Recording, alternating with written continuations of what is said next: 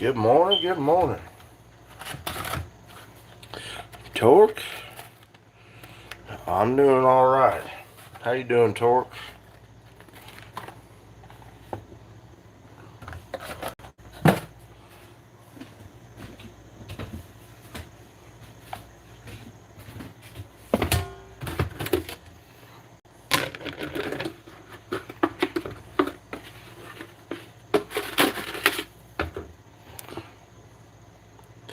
James, good morning.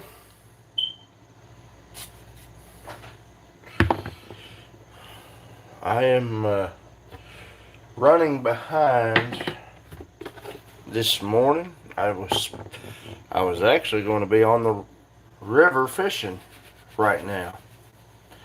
However, this air conditioning catastrophe and last night's events, I decided to hold off on the fishing today so that way I could figure out this air conditioner, because after I got into that thing yesterday, I figured out that it could be a few different possibilities that could be wrong with it. So here we are.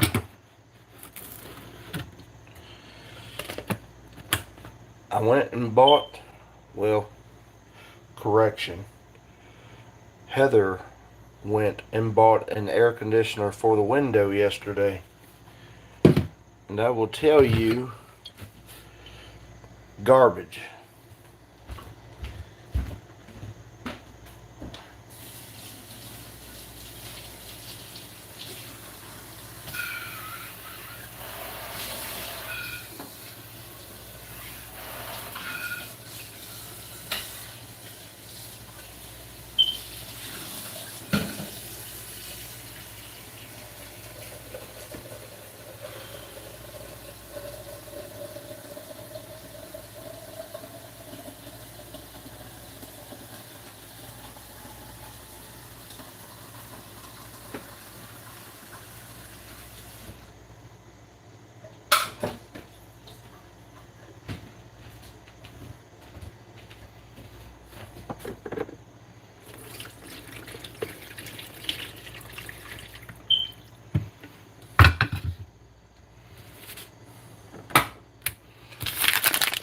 Give me just 1 second here.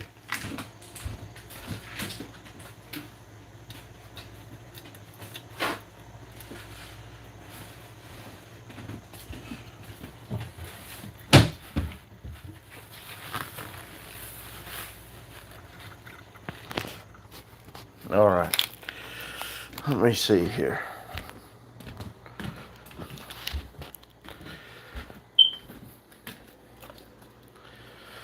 All right, y'all. Yeah. She went and bought this. It was the cheapest, which I didn't expect much from the cheapest air conditioner that they sell at Walmart. However, I did expect that it would do something. And this thing, I'm going to tell you, it is pretty inferior. No count.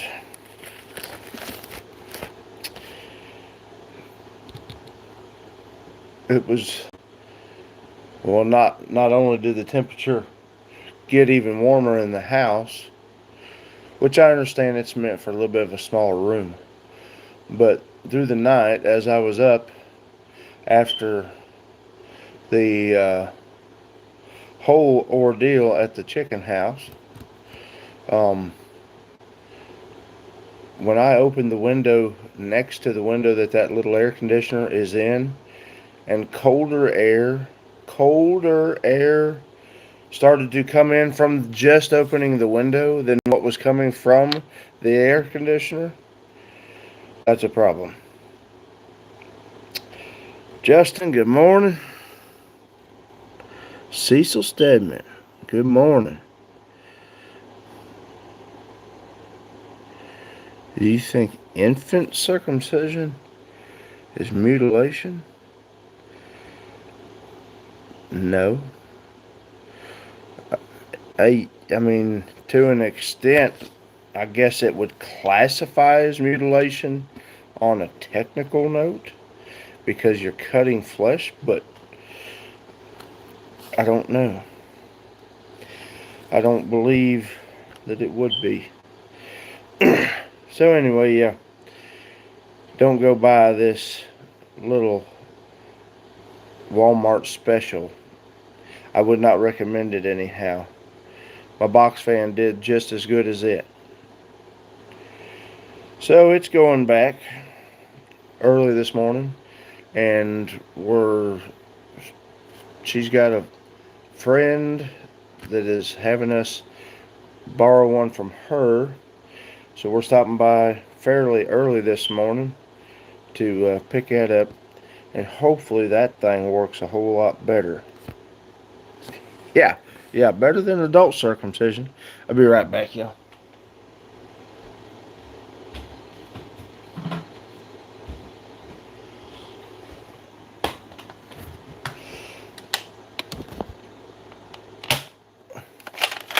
Alright, got one down. That thing was already getting pretty testy. Alright, let's see, where are we at?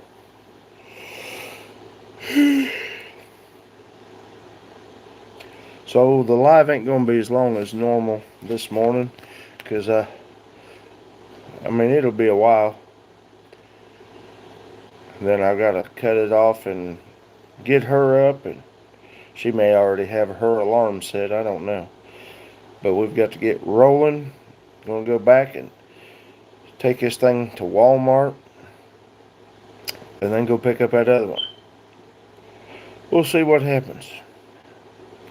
But it got 88 degrees in here yesterday, and even the outside air was nicer to be in. Has good airflow. Alright, let's see. Well, my bookmark has me at chapter 37 of Genesis. I think I'm right because, yep.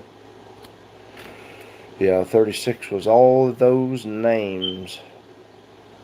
Alright, 37. Jacob, and that's Genesis, by the way, for anybody that might be watching that has not been following along. Jacob lived in the land where his father had stayed, the land of Canaan. This is the account of Jacob. Joseph, a young man of 17, was tending the flocks with his brothers, the sons of Bilhah, and the sons of Zilpah, his father's wives, and he brought their father a bad report about them. Now Israel loved Joseph more than any of his other brothers. Okay, well, it says sons. I was thinking his brothers, but yep. Because he had been born to him in his old age, and he made a richly ornamented robe for him. When his brothers saw that their father loved him more than any of them, they hated him and could not speak a kind word to him. Joseph had a dream, and when he told it to his brothers, they hated him all the more. He said to them, "Listen to this dream I had. We were binding sheaves of grain out of the field when suddenly my sheaf rose and stood upright, while your sheaves gathered around mine and bowed down to it." His brothers said to him, "Do you intend to reign over us? Will you actually rule us?" And they hated him all the more because of his dream and what he had said. Then he had another dream, and he told it to his brothers. "Listen," he said, "I had another dream, and this time the sun and moon and 11 stars were bowing down to me." When he told his father as well as his brothers, his father rebuked him and said, "What is this dream you had? Will your mother and I and your brothers actually come and bow down to the ground before you?" His brothers were jealous of him, but his father kept the matter in mind. I'm going to pause right there and get my coffee real quick. I'll be right back.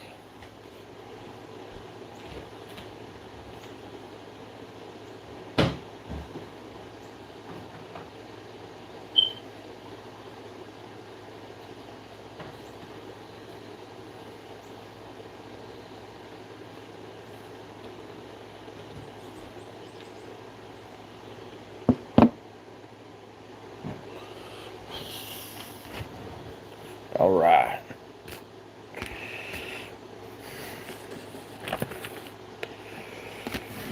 Verse 12, Genesis chapter 37. Now his brothers had gone to graze their father's flocks near Shechem. And Israel said to Joseph, "As you know, your brothers are grazing the flocks near Shechem. Come, I am going to send you to them." "Very well," he replied. So he said to him, "Go and see if all is well with your brothers and with the flocks, and bring word back to me." Then he sent him off from the valley of Hebron. When Joseph arrived at Shechem, a man found him wandering around in the fields and asked him, "What are you looking for?" He replied, "I'm looking for my brothers. Can you tell me where they are, grazing their flocks?" "They have moved on from here," the man answered. "I heard them say, 'Let's go to Dothan.'"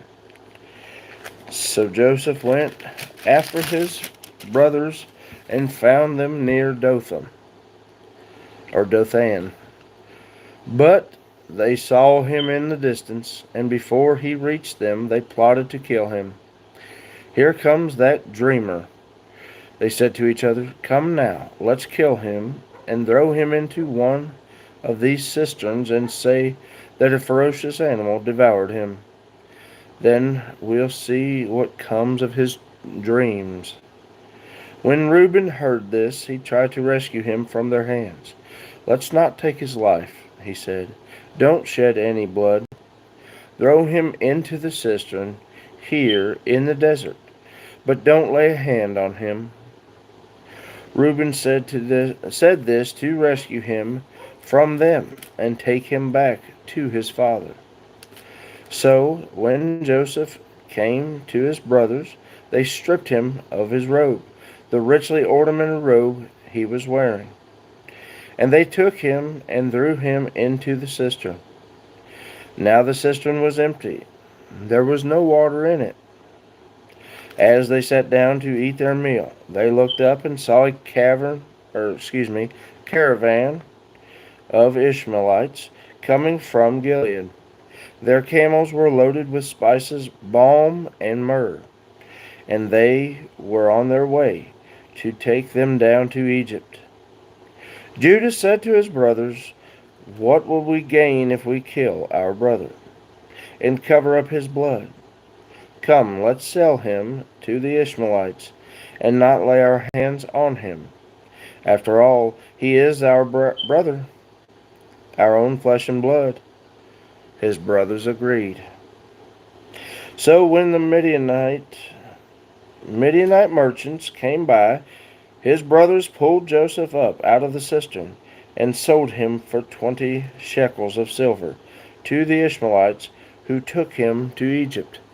I don't know what 20 shekels of silver equals, but probably a mediocre price. Yeah, they were jealous of him, that's for sure. That is for sure. Still too hot. All right. Verse 29. When Reuben returned to the cistern and saw that Joseph was not there, he tore his clothes He went back to his brothers and said, "The boy,"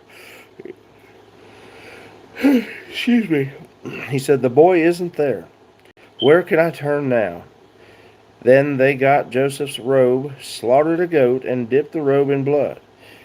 They took the ornamented robe back to their father and said, "We found this. Examine it to see whether it is your son's robe." He recognized it and said, "It is my son's robe. Some ferocious animal has devoured him. Joseph has surely been torn to pieces." Then Jacob tore his clothes, put on sackcloth, and mourned for his son many days. All his sons and daughters came to comfort him, but he refused to be comforted. "No," he said, "in mourning I will go down to the grave to my son." So his father wept for him. Meanwhile, the Midianites sold Joseph in Egypt to Potiphar, one of Pharaoh's officials, the captain of the guard. Well, there's Joseph being sold twice, but a few of us on here know that that's only getting ready to turn into him being blessed. So that finishes up chapter 37. Solar flare. Good morning. Hope you're doing well. Fixing to get into chapter 38 here in Genesis. Just doing some Bible reading. I always hope that anybody watching, if you're not a Christian, really hope you decide to jump on board. We'd like to have you come on, watch every once in a while, grow in maybe some of the understanding of it, and get to realize it's about being a family. It's a good thing, y'all. $10 to $12, $200. So $10 to $12. The what was it? The Midianites got gave for him, and then when they sold him to Potiphar, $200 is what Potiphar paid. Is that what we're saying?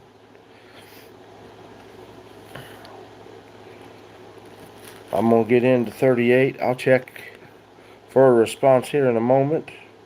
At that time, Judah left his brothers and went down to stay with a man of Adullam named Hira.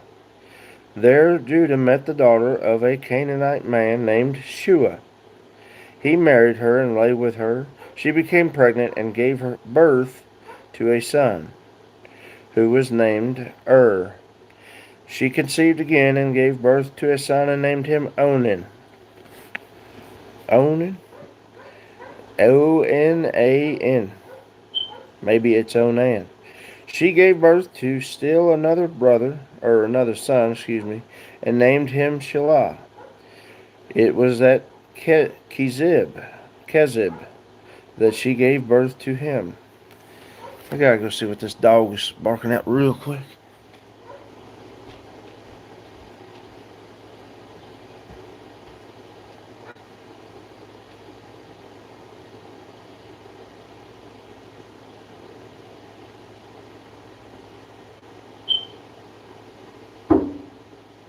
No.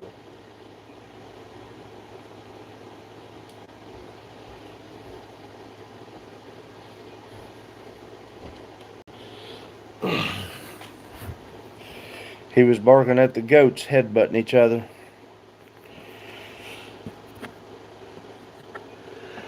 Alright.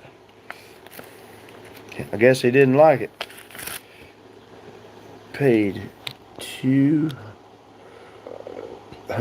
or so for Joseph. Oh, okay. I got you. Okay. Alright. Let's see. Verse 6. Judah got a wife for his firstborn, and her name was Tamar. But Judah's firstborn, was wicked in the Lord's sight. So the Lord put him to death. Then Judah said to Onan, lie with your brother's wife, and fulfill your duty to her as a brother-in-law, to produce offspring for your brother. But Onan knew that the offspring would not be his, so whenever he lay with his brother's wife, he spilled his semen on the ground to keep from producing offspring for his brother. What he did was wicked in the Lord's sight, so he put him to death also. Judah then said to his daughter-in-law Tamar, live as a widow in your father's house, until my son Shelah grows up. For he thought he may die too, just like his brothers. So Tamar went to live in her father's house. After a long time, Judah's wife, the daughter of Shua, died. When Judah had recovered from his grief, he went up to Timnah to the men who were shearing his sheep. Cody, what are you doing? He's messing with that box, I think. And his friend Hira, the Adullamite, went with him. When Tamar was told, your father-in-law is on his way to Timnah to shear his sheep, she took off her widow's clothes, covered herself with a veil to disguise herself, and then sat down at the entrance to Enaim, which is on the road to Timnah. For she saw that though Shelah had now grown up, she had not been given to him as his wife. When Judah saw her, he thought she was a prostitute, for she had covered her face. Not realizing that she was his daughter-in-law, he went over to her by the roadside and said, come now, let me sleep with you. And what will you give me to sleep with you? She asked. I'll send you a young goat from my flock, he said. Will you give me something as a pledge until you send it? She asked. He said, what pledge should I give you? Your seal and its cord, and the staff in your hand. She answered, so he gave them to her and slept with her, and she became pregnant by him. After she left, she took off her veil and put on her widow's clothes again. Meanwhile, Judah sent the young goat by his friend, the Adullamite, in order to get his pledge back from the woman. But he did not find her. He asked the men who lived there, where is the shrine prostitute who was beside the road at Enaim? There hasn't been any shrine prostitute here, they said. So he went back to Judah and said, I didn't find her. Besides, the men who lived there said there hasn't been any shrine prostitute here. Then Judah said, let her keep what she has, or we will become a laughingstock. After all, I did send her this young goat, but you didn't find her. About 3 months later, Judah was told, your daughter-in-law Tamar is guilty of prostitution, and as a result, she is now pregnant. Judah said, bring her out and have her burned to death. Pause right there for a second.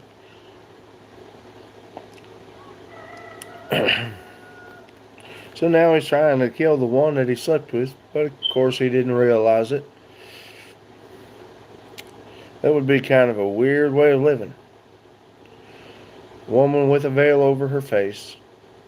Something to do with that makes it seem that she is a prostitute. So you just sleep with them without seeing them. Their face, that is. A little different these days. Somewhat.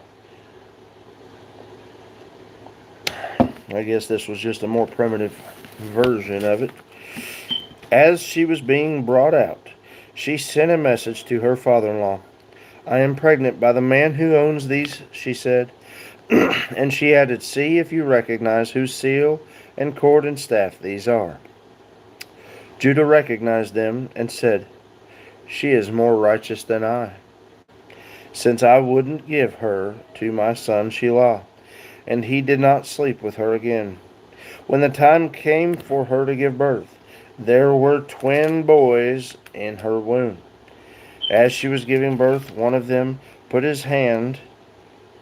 his hand, so the midwife took a scarlet thread and tied it on his wrist, and said, "This one came out first."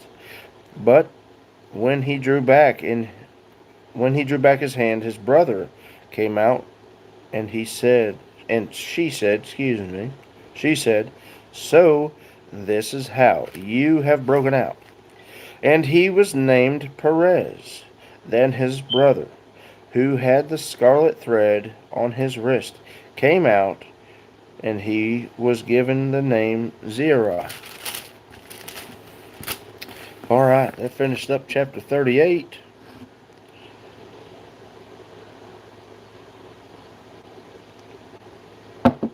Oh, man.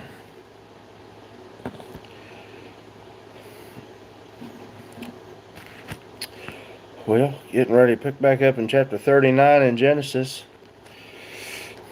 But real quick, y'all, everybody watching, it shows a good number of people on there. So, Jesus died a horrible death and was buried on the cross. He suffered a whole lot of pain and suffering for all of us. Then God raised him to life. He defeated death. We have eternal life only through him. All we've got to do is be willing to give up the sinful life, the life of doing wrong, doing evil.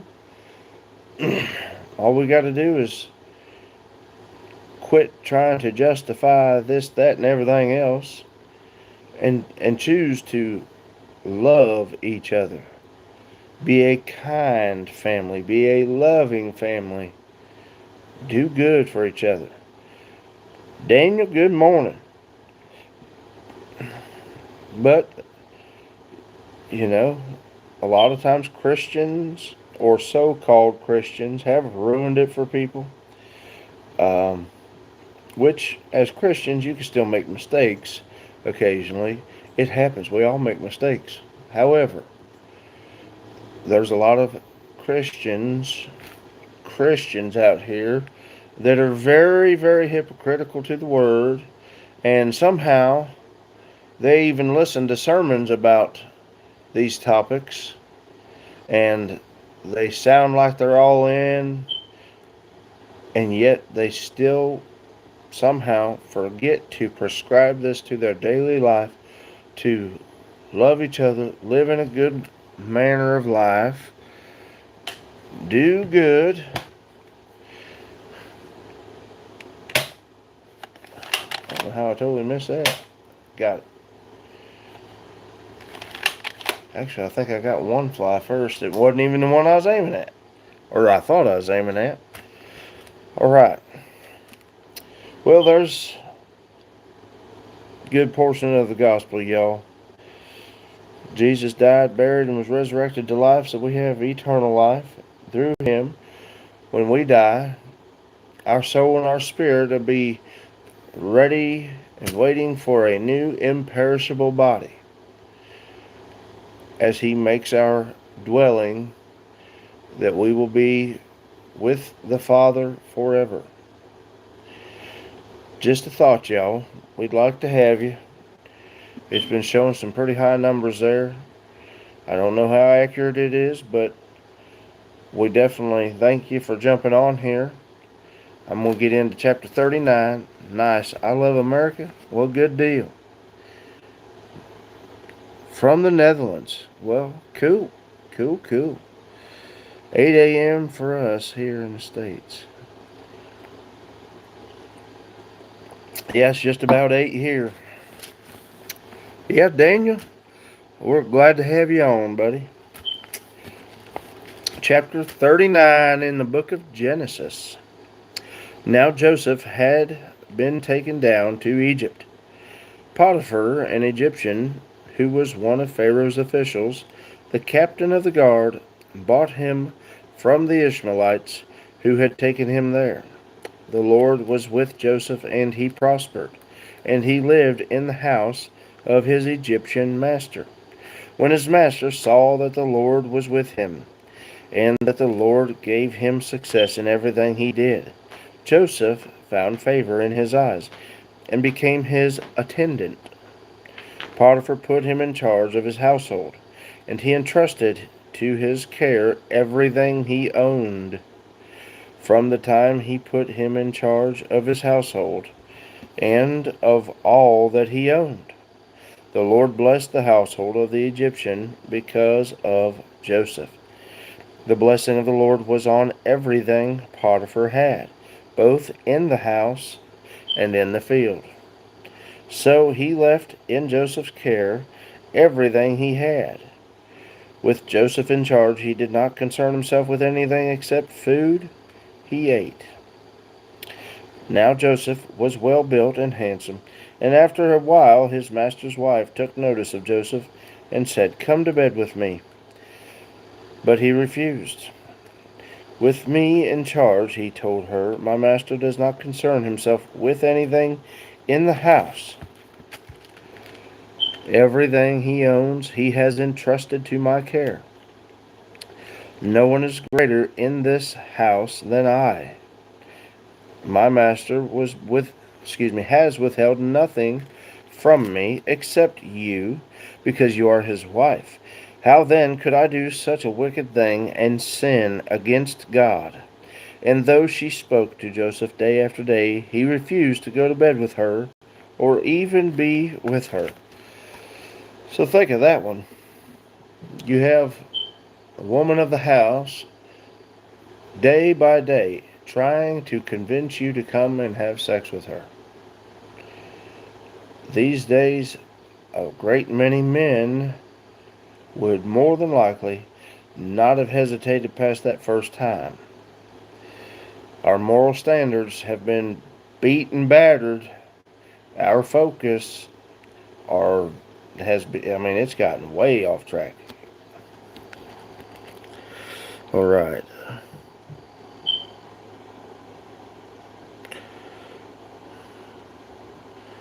Yeah, Joseph was a good man. Oop, hold on, I hit that phone. All right. Let's see. Verse 11.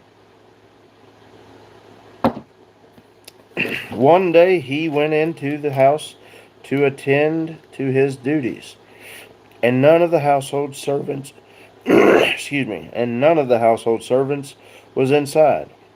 She caught him by his cloak and said, "Come to bed with me." Now she's getting violent, or a little violent here, just a little overbearing. But he left his cloak in her hand and ran out of the house. When she saw that he had left his cloak in her hand and he had ran out of the house, she called her household servants. "Look," she said to them, "this Hebrew has been brought to us to make sport of us. He came in here to sleep with me, but I screamed. When he heard me scream for help, he left his cloak beside me and ran out of the house." She kept his cloak beside her until his master came home. Then she told him this story. That Hebrew slave you brought us came to me to make sport of me, but as soon as I screamed for help, he left his cloak beside me and ran out of the house. When his master heard the story his wife told him, saying, "This is how your slave treated me," he burned with anger.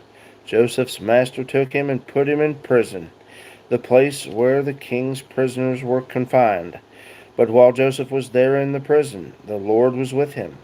He showed him kindness and granted him favor in the eyes of the prison warden. So the warden put Joseph in charge of all those held in the prison, and he was made responsible for all that was done there.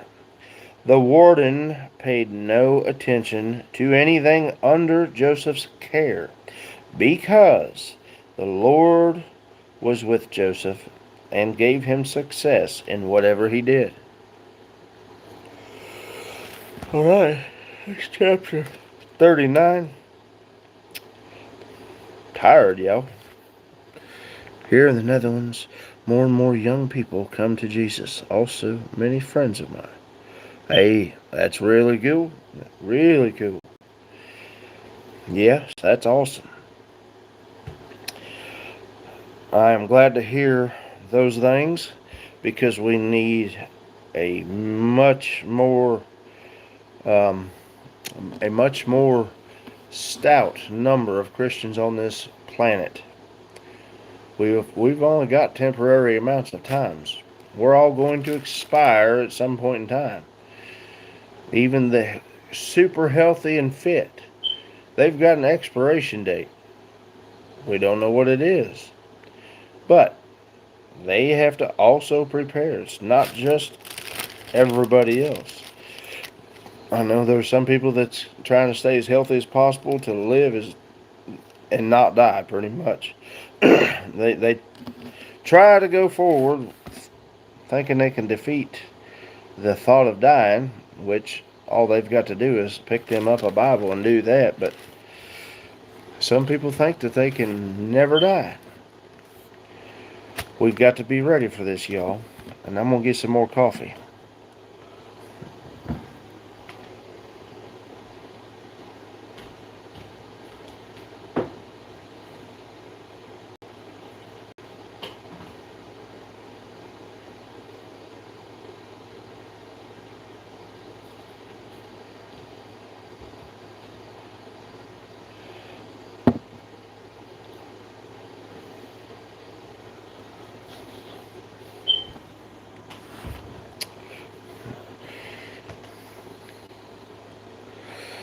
All right, Daniel. Well, I'm thankful for you coming up here. Good to have you on here. Anytime, my man. Anytime. Stop on by. Fixing to get into chapter 40 in Genesis here. Yes. Thank you, James. Sometime later, the cupbearer and the baker of the king of Egypt offended their master, the king of Egypt. Pharaoh was angry with his two officials, the chief cupbearer and the chief baker, and put them in custody in the house of the captain of the guard, in the same prison where Joseph was confined. The captain of the guard assigned them to Joseph, and he attended them after they had been in custody for some time. Each of the two men, the cupbearer and the baker of the king of Egypt, who were being held in prison, had a dream the same night, and each dream had a meaning of its own. When Joseph came to them the next morning, he saw that they were dejected. So he asked Pharaoh's officials, who were in custody with him in his master's house, "Why are your faces so sad today?" "We both had dreams," they answered, "but there is no one to interpret them." Then Joseph said to them, do not interpretations belong to God? Tell me your dreams." So the chief cupbearer told Joseph his dream. He said to him, "In my dream, I saw a vine in front of me, and on the vine were 3 branches. As soon as it budded, it blossomed, and its clusters ripened into grapes. Pharaoh's cup was in my hand, and I took the grapes, squeezed them into Pharaoh's cup, and put the cup in his hand." "This is what it means," Joseph said to him. "The 3 branches are 3 days. Within 3 days, Pharaoh will lift up your head and restore you to your position, and you will put Pharaoh's cup in his hand, just as you used to do when you were his cupbearer. But when all goes well with you, remember me and show me kindness. Mention me to Pharaoh and get me out of this prison, for I was forcibly carried off from the land of the Hebrews, and even here I have done nothing to deserve being put in a dungeon." When the chief baker saw that Joseph had given a favorable interpretation, he said to Joseph, "I too had a dream. On my head were 3 baskets of bread. In the top basket were all kinds of baked goods for Pharaoh, but the birds were eating them out of the basket on my head." "This is what it means," Joseph said. The 3 baskets are 3 days. Within 3 days, Pharaoh will lift off your head and hang you on a tree, and the birds will eat away your flesh."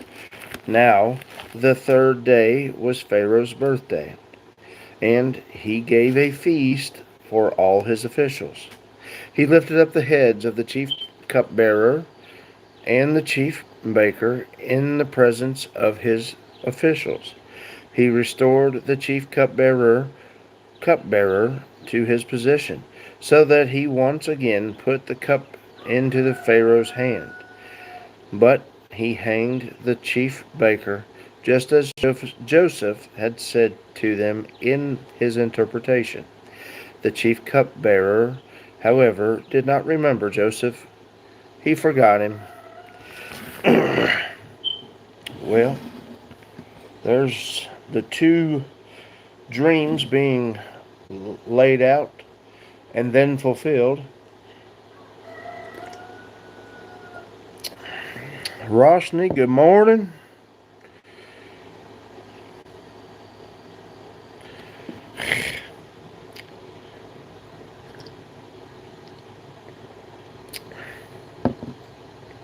All right.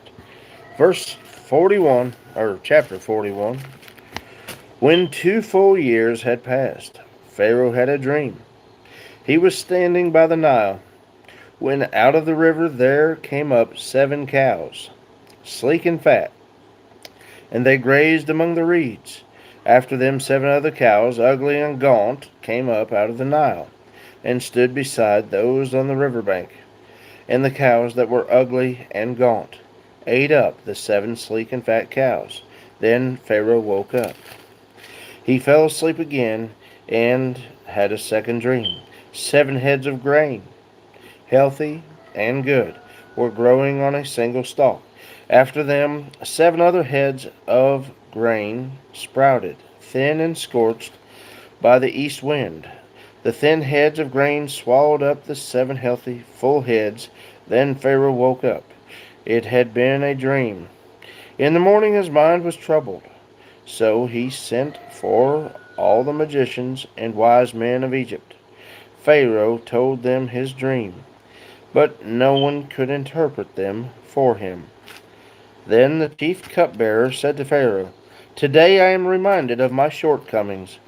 Pharaoh was once angry with his servant, and he imprisoned me and the chief baker in the house of the captain of the guard. Each of us had a dream the same night, and each dream had a meaning of its own. Now a young Hebrew was there with us, a servant of the captain of the guard. We told him our dreams, and he interpreted them for us, giving each man the interpretation of his dream. And things turned out exactly as he interpreted them to us.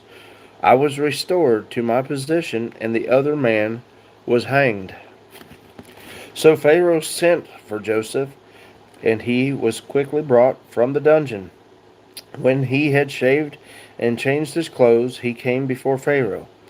Pharaoh said to Joseph, "I had a dream, and no one can interpret it. But I have heard it said of you that when you hear a dream, you can interpret it." "I cannot do it," Joseph replied to Pharaoh, "but God will give Pharaoh the answer he desires." Then Pharaoh said to Joseph, "In my dream, I was standing on the bank of the Nile, when out of the river there came up 7 cows, fat and sleek, and they grazed among the reeds. After them 7 other cows came up, scrawny and very ugly and lean. I had never seen such ugly cows in all the land of Egypt. The lean, ugly cows ate up the 7 fat cows that came up first. But even after they ate them, no one could tell that they had done so. They looked just as ugly as before. Then I woke up. In my dreams I also saw 7 heads of grain, full and good, growing on a single stalk. After them 7 other heads sprouted, withered and thin, and scorched by the east wind. The thin heads of grain swallowed up the 7 good heads. I told this to the magicians, but none could explain it to me. Then Joseph said to Pharaoh, "The dreams of Pharaoh are one and the same. God has revealed to Pharaoh what he is about to do. The 7 good cows are 7 years, and the 7 good heads of grain are 7 years. It is one and the same dream. The 7 lean ugly cows that came up afterward are 7 years, and so are the 7 worthless heads of grain scorched by the east wind. They are 7 years of famine. It is just as I said to Pharaoh. God has shown Pharaoh what he is about to do. 7 years of great abundance are coming throughout the land of Egypt, but 7 years of famine will follow them. Then all the abundance in Egypt will be forgotten, and the famine will ravage the land. The abundance in the land will not be remembered, because the famine that follows it will be so severe. The reason the dream was given to Pharaoh in 2 forms is that the matter has been firmly decided by God, and God will do it soon. And now let Pharaoh look for a discerning and wise man and put him in charge of the land of Egypt. Let Pharaoh appoint commissioners over the land to take a fifth of the harvest of Egypt. During the 7 years of abundance, they should collect all the food of these good years that are coming and store up the grain under the authority of Pharaoh, to be kept in the cities for food. This food should be held in reserve for the country to be used during the 7 years of famine that will come upon Egypt, so that the country may not be ruined by the famine."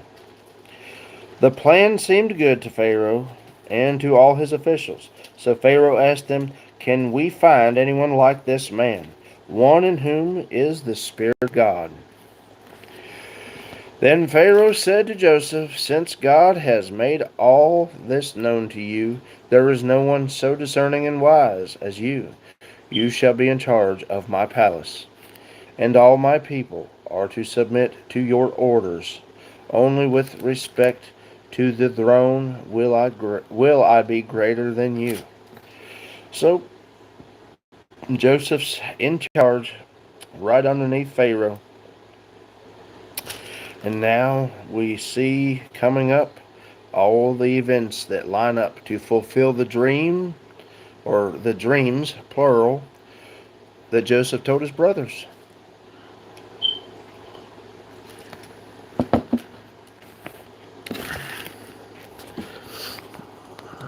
Let's see here. Oh, Innocent 92. Good morning. Well, yeah, Ball Striker Bandito is probably correct there. Little brownish olive skin color. We truly don't know, but that would make the most logical sense for accuracy. More than likely. Obviously, 6,000 years ago. Well, no, 2,000 years ago. 2,026 years ago. We really don't know, but that's probably a sure bet. Alright, I'm going to get some more coffee and then we'll get rolling in verse 41 of chapter 41.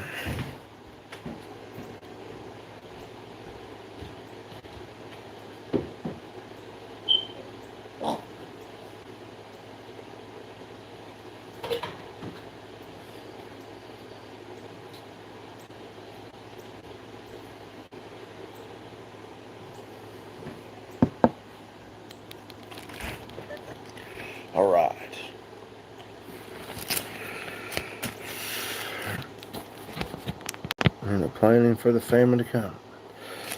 Yep, was rewarded for that. Yes, sir.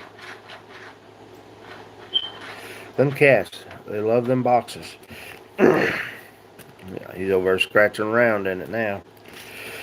So Pharaoh said to Joseph, I hereby put you in charge of the whole land of Egypt. Then Pharaoh took his signet ring from his finger and put it on Joseph's finger. He dressed him in robes of fine linen and put a gold chain around his neck. Here we go. He's getting some good fine robes again. 43. He had him ride in a chariot as his second in command, and men shouted before him, Make way. Thus he put him in charge of the whole land of Egypt. Then, excuse me. Then Pharaoh said to Joseph, I am Pharaoh, but without your word no one will lift hand or foot in all Egypt. Pharaoh gave Joseph the name Zephanath Paneah. I'm going to just leave it at that. And gave him Asenath, Asenath, daughter of Potiphera, priest of On, to be his wife. And Joseph went throughout the land of Egypt. Some of these names are pretty tough, y'all. Joseph was 30 years old when he entered the service of Pharaoh, king of Egypt. And Joseph went out from Pharaoh's presence and traveled throughout Egypt. During the 7 years of abundance, the land produced plentifully. Joseph collected all the food produced in those 7 years of abundance in Egypt and stored it in the cities. In each city, he put the food grown in the fields surrounding it. Joseph stored up a huge quantities of grain, like the sand of the sea. It was so much that he stopped keeping records because it was beyond measure. Before the years of famine came, 2 sons were born to Joseph by Asenath, daughter of Potiphera, priest of On. Joseph named his firstborn Manasseh, and said, It is because God has made me forget all my troubles and all my father's household. The second son he named Ephraim, and said, It is because God has made me fruitful in the land of my suffering. The 7 years of abundance in Egypt came to an end, and the 7 years of famine began. Just as Joseph had said, there was famine in all the other lands, but in the whole land of Egypt there was food. When all Egypt began to feel the famine, the people cried to Pharaoh for food. Then Pharaoh told all the Egyptians, Go to Joseph and do what he tells you. When the famine had spread over the whole country, Joseph opened the storehouses and sold grain to the Egyptians, for the famine was severe throughout Egypt. And all the countries came to Egypt to buy grain from Joseph, because the famine was severe in all the world. All right, that finishes up chapter 41 in Genesis.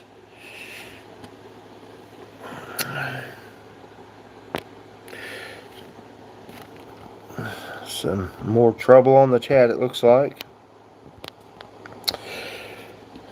Good morning to everybody that's on here, though. Glad to have you on. The numbers keep jumping up and down, so I can't tell how many's on here now.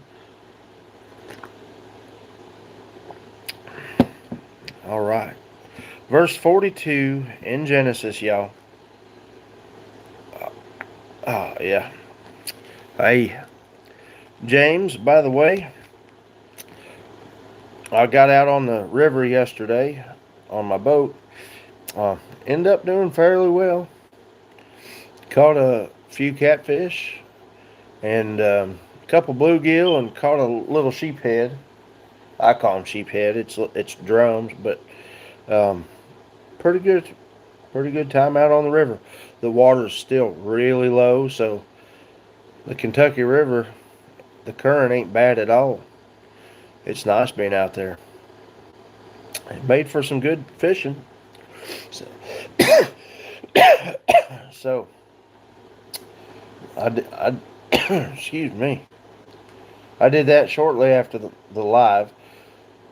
After I got into that air conditioner for a bit and checked some things out real good, seeing how it's going to come apart and all that, I got the number off of it so I could figure out how much a motor is going to cost. I think the average price was around 150 bucks. But like I say, I got into that, and it seems like there's too many other possibilities that it could be that is an issue. Um, so I've got to figure that out. But either way, after that I went fishing, and it was pretty good.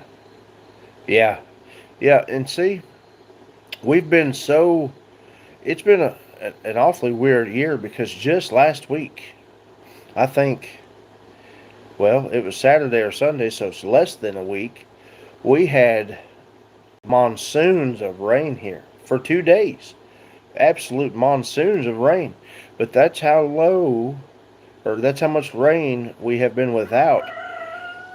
We've had, I guess you'd say, longer droughts in between each rain than normal. Usually we kind of get just kind of one good long drought in July going into August. Uh, but we've had multiple long periods of droughts in between rain. And with as much rain as we got this past weekend, I would have thought that river was still going to be rolling pretty good because it was quite the rain we had. But no, I showed up and it was the lowest I've ever seen it. But the fishing was pretty decent. I caught the first catfish less than 10 minutes of having it casted out. And then about 10 minutes later, caught another one. So, hey, wasn't bad. I've got catfish fillets in the freezer, or refrigerator.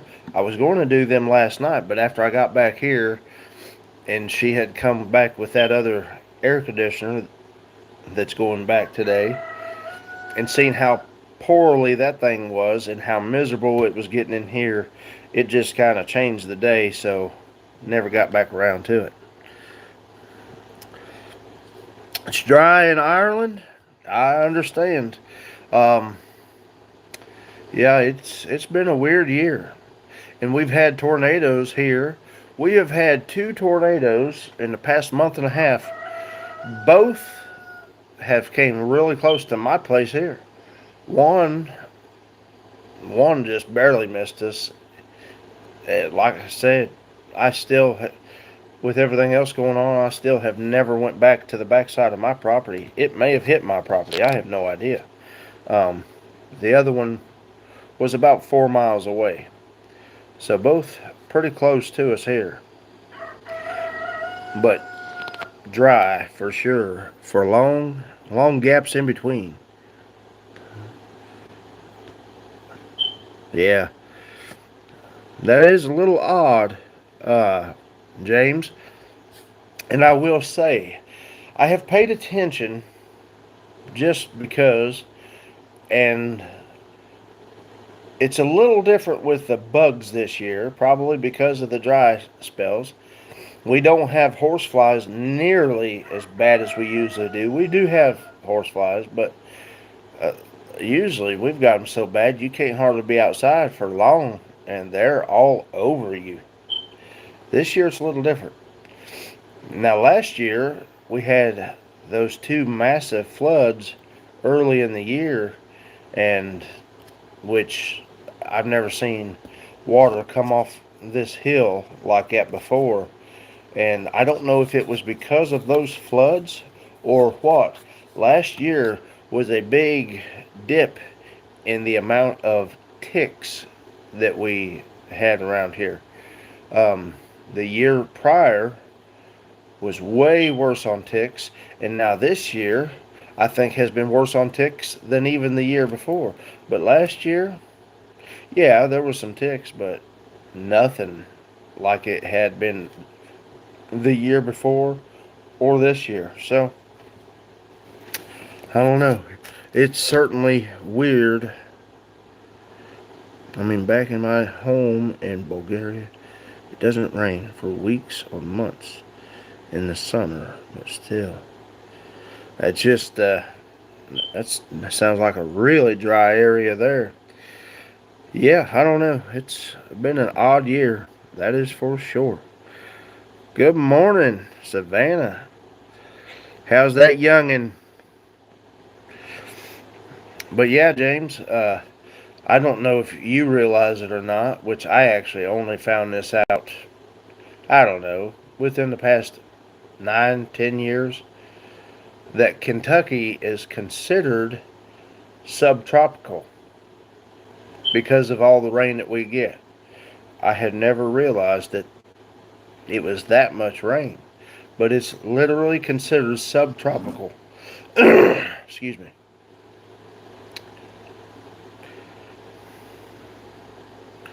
Sweet baby, and I'm obsessed with him.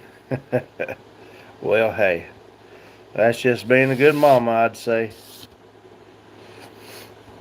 Yeah, that's pretty cool.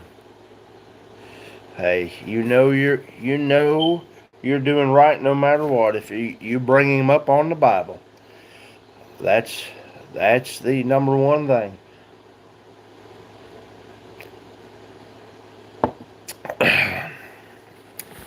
All right. Yeah, I didn't know that. Like I said, James, until the past 9 or 10 years, that's how much rain we usually get around here. But you learn something new every day, I guess. All right. Verse or chapter 42. He's eating a lot. Well, good. Hey, that shows he's good and healthy. I'm in 42 in Genesis, Savannah, chapter 42. When Jacob learned that there was grain in Egypt, he said to his sons, "Why do you just keep looking at each other?" He continued, "I have heard that there is grain in Egypt. Go down there and buy some for us, so that we may live and not die." Then 10 of Joseph's brothers went down to buy grain from Egypt. But Jacob did not send Benjamin, Joseph's brother, with the others because he was afraid that harm might come to him. So Israel's sons were among those who went to buy grain for the famine, for the famine was in the land of Canaan also. So I know it may be confusing, but it went from just calling him Jacob to now saying Israel. So Jacob is Israel. The Lord switched his name, but I think they have it laid out in context. So you continue to realize who it's talking about. Uh, verse 6. Now Joseph was the governor of the land, the one who sold grain to all its people. Joseph was Israel, not Jacob. I said that wrong. Sold grain to all its people. So when Joseph's brothers arrived, they bowed down to him with their faces to the ground. There's one of those old dreams coming to light. There it is. As soon as Joseph saw his brothers, he recognized them, but he pretended to be a stranger and spoke harshly to them. "Where do you come from?" he asked. "From the land of Canaan," they replied, "to buy food." Although Joseph recognized his brothers, they did not recognize him. Then he remembered his dreams about them and said to them, "You are spies. You have come to see where our land is unprotected." "No, my lord," they answered. "Your servants have come to buy food. We are all the sons of one man. Your servants are honest men, not spies." Well, he knows how dishonest they are already. No, he said to them, you have come to see where our land is unprotected. But they replied, your servants were 12 brothers, the sons of one man, who lives in the land of Canaan. The youngest is now with our father, and one is no more. But you're talking to him. Joseph said to them, it is just as I told you. You are spies, and this is how you will be tested.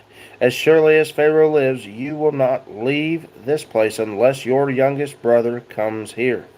Send one of your number to get your brother. The rest of you will be kept in prison, so that your words may be tested to see if you are telling the truth. If you are not, then as surely as Pharaoh lives, you are spies. And he put them all in custody for 3 days. On the third day, Joseph said to them, do this, and you will live, for I fear God. If you are honest men, let one of your brothers stay here in prison, while the rest of you go and take grain back for your starving households. But you must bring your youngest brother to me, so that your words may be verified, and that you may not die. This they proceeded to do. They said to one another, surely we are being punished because of our brother. We saw how distressed he was when he pleaded with us for his life, but we would not listen. That's why this distress has come upon us. At least they're recognizing this. Reuben replied, didn't I tell you not to sin against the boy? But you wouldn't listen.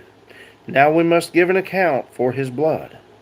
They did not realize that Joseph could understand them, since he was using an interpreter. He turned away from them and began to weep, but then turned back and spoke to them again. He had Simeon taken from them and bound before their eyes. Joseph gave orders to fill their bags with grain, to put each man's silver back in his sack, and to give them provisions for their journey. After this was done for them, they loaded their grain on their donkeys and left.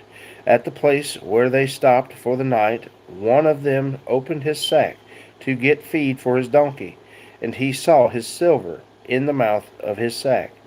My silver has been returned, he said to his brothers. Here it is in my sack. Their hearts sank, and they turned to each other, trembling, and said, what is this that God has done to us? When they came to their father Jacob in the land of Canaan, they told him all that had happened to them. They said, the man who is Lord over the land spoke harshly to us, and treated us as though we were spying on the land. But we said to him, we are honest men. We are not spies. We were 12 brothers, sons of one father. One is no more, and the youngest is now with our father in Canaan. Then the man who is Lord over the land said to us, this is how I will know whether you are honest men. Leave one of your brothers here with me, and take food for your starving households and go. But bring your youngest brother to me, so I will know that you are not spies, but honest men. Then I will give your brother back to you, and you can trade in the land. As they were emptying their sacks, there in each man's sack was his pouch of silver. When they and their father saw the money pouches, they were frightened. Their father Jacob said to them, you have deprived me of my children. Joseph is no more, and Simeon is no more. And now you want to take Benjamin? Everything is against me. So now Jacob's distressed.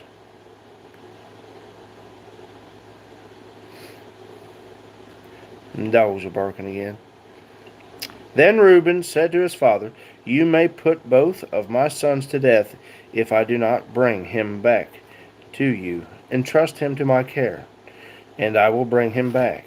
But Jacob said, my son will not go down there with you. His brother is dead, and he is the only one left. If harm comes to him on the journey you are taking, you will bring my gray head down to the grave in sorrow. Well, that is a little bit of a challenging situation for them. And then, of course, you have these brothers here, and Jacob said he is talking about Benjamin. He is the only one I have left. Well, he's got those too, but he really favors Benjamin, just like he did Joseph. Yes. Yes, Simeon was left in Egypt. I'm going to get some more coffee here, and I'm going to end this maybe after one more chapter. And then we've got to get rolling and get this air conditioner back to Walmart, because it is no count. No count. And then I guess go pick up this other one from her friend or something. Be right back.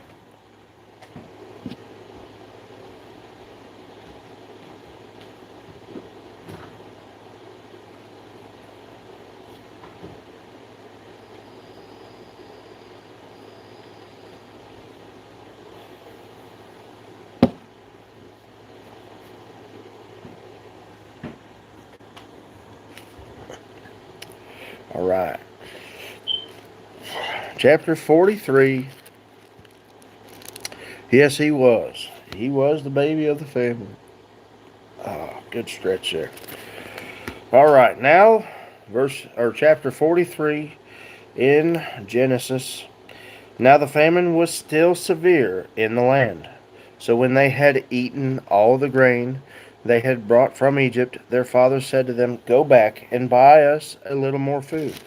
But Judah said to him, "The man warned us solemnly, 'You will not see my face again unless your brother is with you. If you will send our brother along with us, we will go down and buy food for you. But if you will not send him, we will not go down. Because the man said to us, You will not see my face again unless your brother is with you.'" Israel asked, "Why did you bring this trouble on me by telling the man you had another brother?" They replied, "The man questioned us closely about ourselves and our family. 'Is your father still living?' he asked. Do you have another brother?" We simply answered his questions. How were we to know he would say, "Bring your brother down here"? Then Judah said to Israel, his father, "Send the boy along with me, and we will go at once, so that we and you and our children may live and not die. I myself will guarantee his safety. You can hold me personally responsible for him if I do not bring him back to you and set him here before you. I will bear the blame before you all my life. As it is, if we had not delayed, we could have gone and returned twice." Then their father Israel said to them, "If it must be, then do this. Put some of the best products of the land in your bags, and take them down to the man as a gift, a little balm and a little honey, some spices and myrrh, some pistachio nuts and almonds.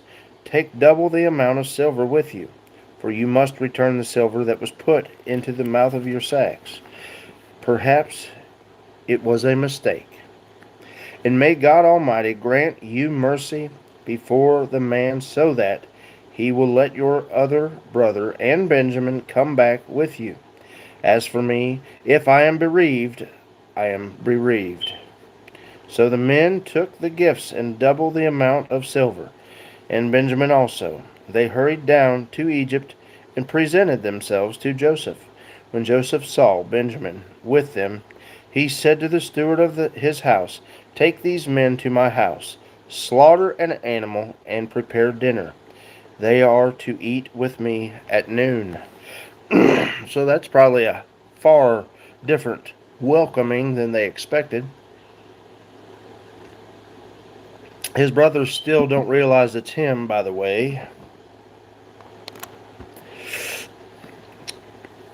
The man did as Joseph told him and took the men to Joseph's house. Now the men were frightened when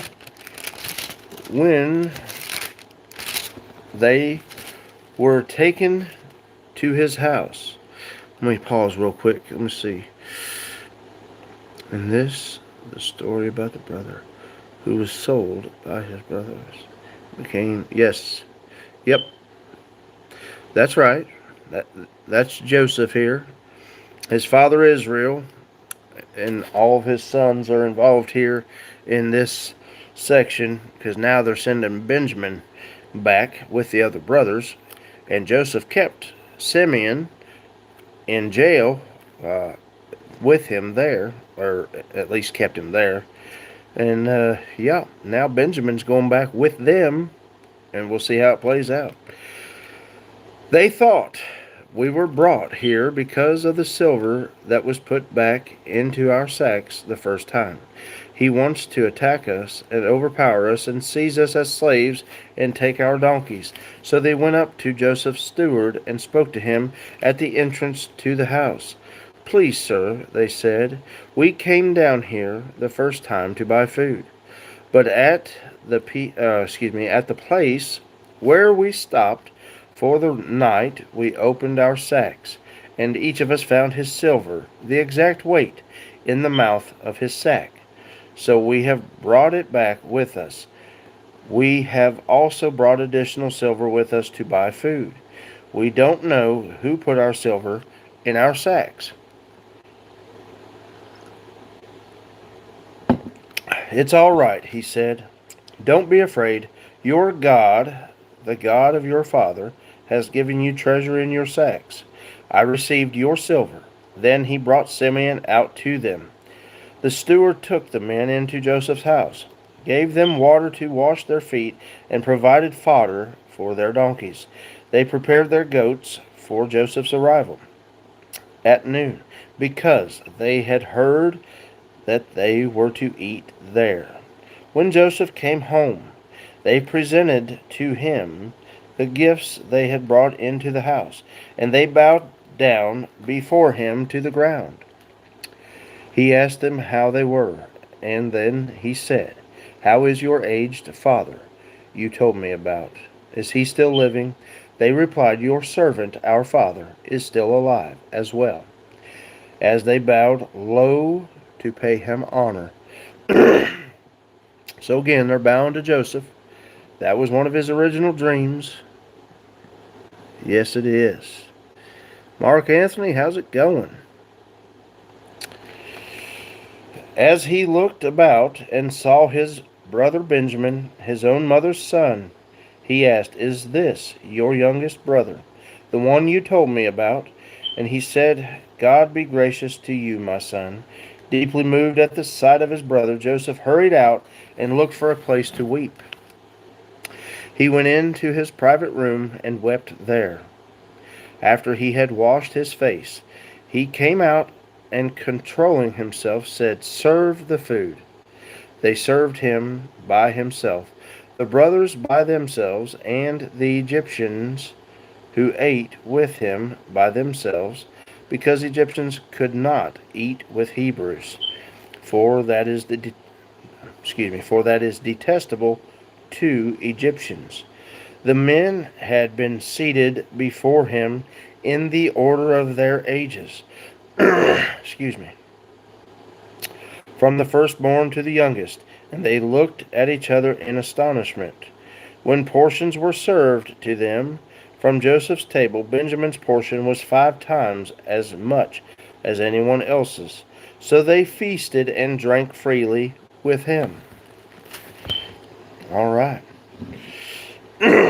Well, that would be a little perplexing, being seated in order of age, and the guy that's doing it to them, they have no idea it's their brother, so they're just thinking this is kind of odd.